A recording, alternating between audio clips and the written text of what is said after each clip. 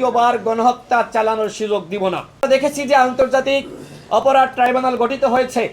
আগে বলা হয়েছিল যে খসড়া আইন, খসড়া বিধি, সেখানে বলা হয়েছিল যে সংগঠনের বিচারের বিধান তারা রাখবে, কিন্তু রাখেনি।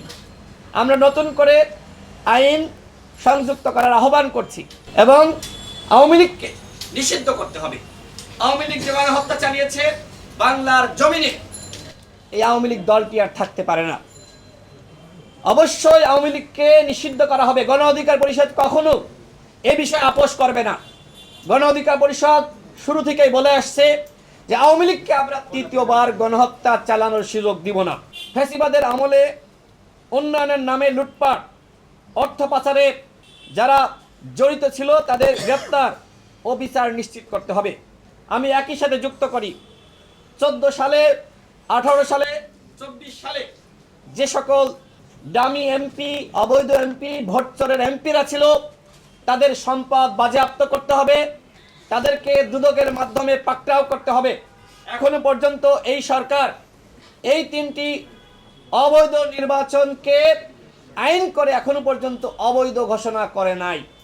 যদি অবৈধ করত তাহলে কিন্তু অবশ্যই তারা বিচারের মুখোমুখি হতো।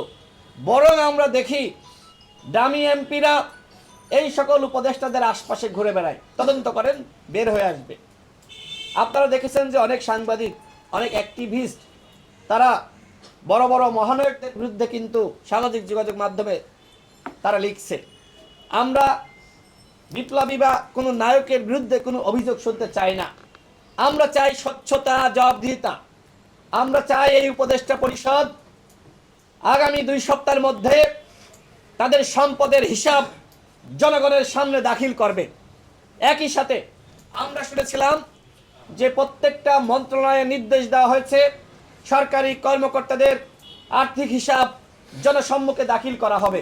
এখনো পর্যন্ত সেটি দাখিল করা হয়নি। তার মানে কি? তার মানে এই সরকার যে বিপ্লবী চরিত্র ধারণ করা দরকার ছিল, সরকার সেই ক্ষেত্রে পুরোপুরি ব্যর্থ হয়েছে।